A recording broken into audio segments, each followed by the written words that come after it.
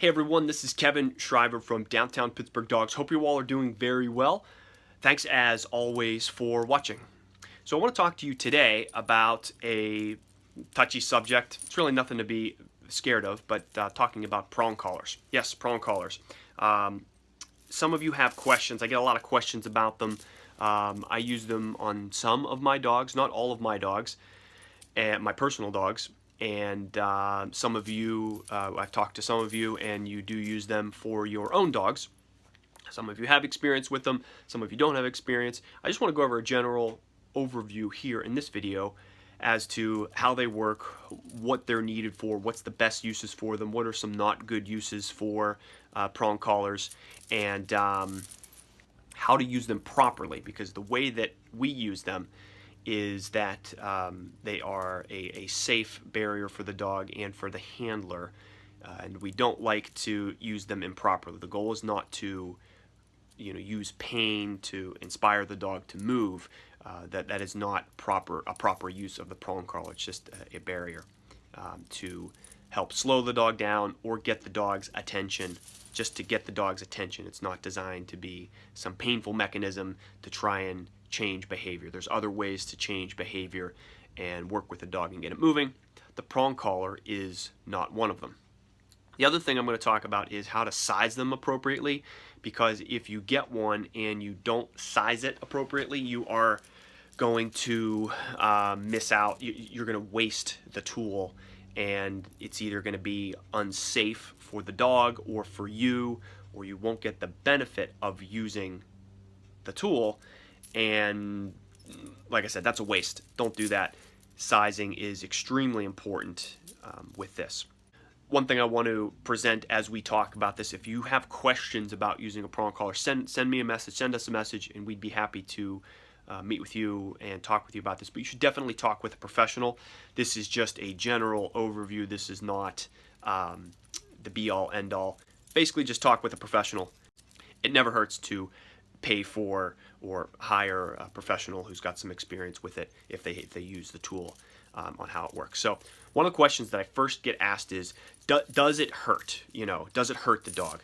I'm putting it on my hand here. I'm pulling it pretty hard. You can do this. If you buy a prong collar yourself, you can pull on it, and it's not going to pierce skin, right? This is a pretty big one here. It's not going to pierce skin. They're not designed that way. In fact, the brand that I use, this is the one I use, called Sprenger, S-P-R-E-N-G-E-R, Sprenger. This is the best brand that I use. This is the best brand and the brand that I like to use. If you do get prong collar, get a good one, because the cheap ones are cheap. They also come in multiple sizes. I'm going to talk about them on the video as well, and I'm going to leave a little chart about which sizes can be appropriate for your dog based on my recommendations, if you want to kind of self-select and self-size on your own for your dog. As I mentioned, they don't hurt the dogs. There is no manufacturer in the world that would actually design a tool that would injure a dog. They just don't manufacture them that way. If these were hurting dogs, if they were causing them to be bloodied and chopped up, and obviously if you use anything improperly, you could probably hurt something. But there are no stories on the internet of people like dogs getting murdered and ripped up like a Saw movie, horror movie, with these things. So if that existed, we would all hear about it. There would be stuff all over the internet, Amazon. Every news story would pick it up in 5 seconds about the dog that got ripped up, and these people that manufactured these would be out of business. So I don't have examples of this, if used properly, of these hurting dogs. As always, make sure you check, and if you need to, just check with a professional and get their opinion on the usage of a specific tool. The biggest reasons for the prong collar are for, and should be for, your safety and the dog's safety. Any type of connection that you have on the dog, the farther it is away from the neck, the more it moves onto the back of the dog, the more pressure, the more strength you need to get their attention. And the more strength you need to get their attention, that relies on the dog's size being small or not being a strong dog, as well as you have to be able to hold on to the dog. So if you put a harness on any dog, you are basically reducing its effectiveness to get its attention, as well as you put a harness on a dog, it's like trying to pull on a kid's backpack. He doesn't care, he's not going to feel it. And so you need to have a tool. I work with clients, and they have dogs that pull and dogs that have high pain tolerances, and a harness is not going to slow the dog down.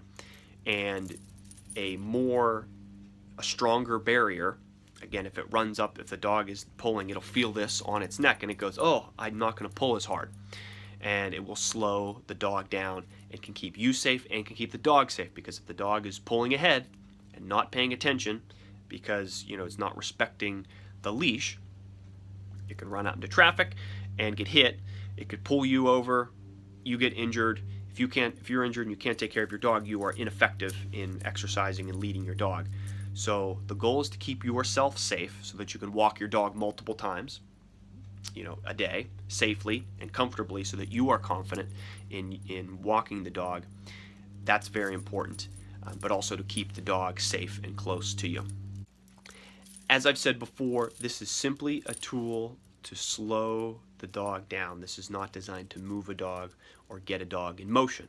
If anybody is using a prong collar to pull a dog, that is not effective. Don't do that. That's just not good tactics, because you don't want to use pain to get a dog moving. There are other ways to do that, and it should not involve a pain-based system. Let's jump over to the tabletop. I'm going to talk about different sizes of prong collars that are available, as well as how to size it appropriately for your dog.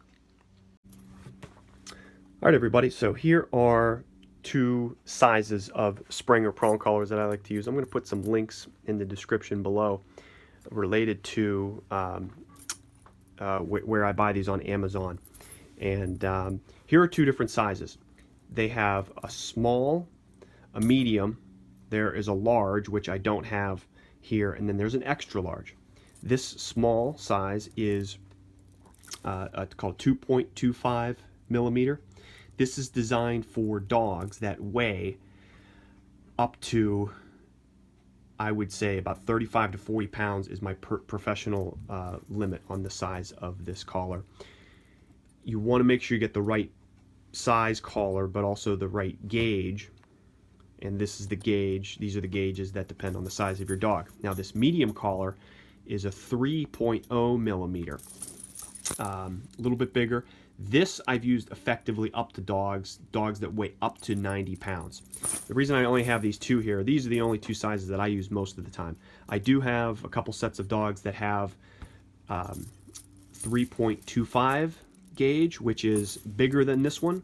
Those dogs weigh 115 pounds, and then I have another one which is a 4.0 gauge, which is the extra large size. Again, I don't have it here just because I don't carry those in stock, that's for dogs that weigh over 120 pounds. You don't want to get a gauge that exists outside of the weight class of the dog. You can always buy, as you can see here, you can always buy these extra links and add them in.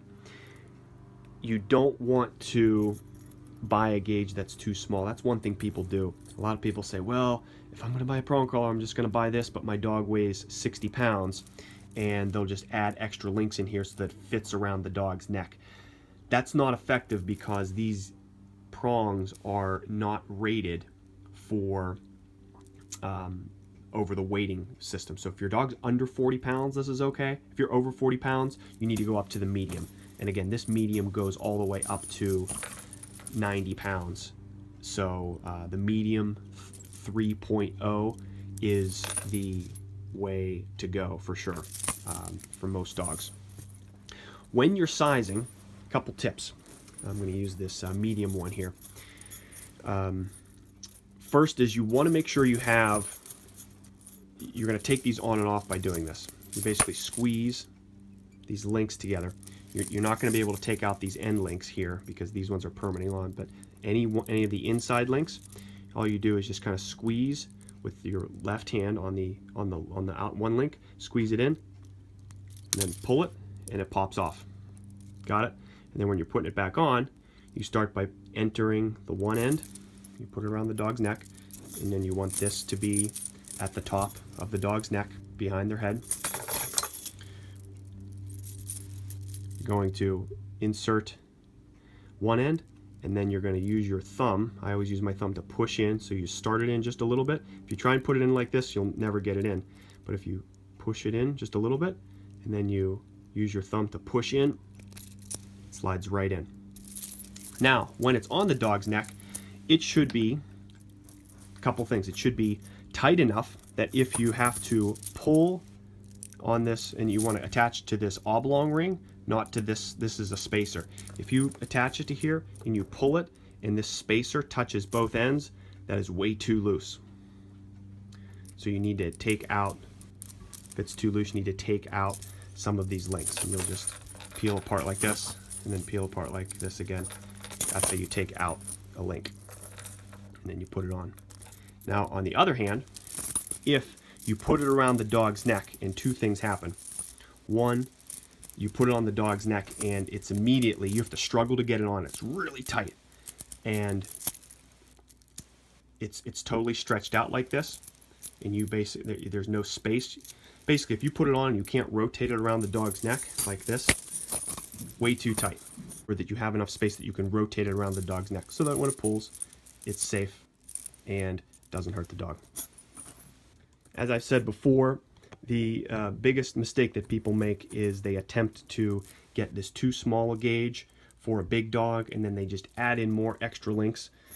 You can buy extra links of the small size and the medium size. Obviously, you can buy any size on Amazon. Don't do that. Get the appropriate size for your dog. 'Cause the problem is if you use this too small one on a big dog.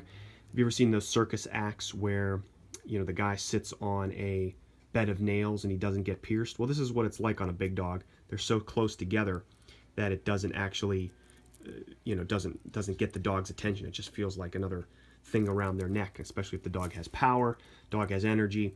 The small one is not going to fit. So like I said, if your dog is under 40 pounds, you can use this small one if you need it, but don't use it on a dog that weighs over 40 pounds. You need to go up to the medium because it's just much safer. Thanks everybody for watching this video as well as the tabletop review. If you have any questions or you need help, send me a message, leave a comment below, and I'd be happy to help you answer any questions that you have. And look forward to continuing to be a resource for you guys. This is Kevin Shriver from Downtown Pittsburgh Dogs. Thanks as always for watching, and have a great rest of the day.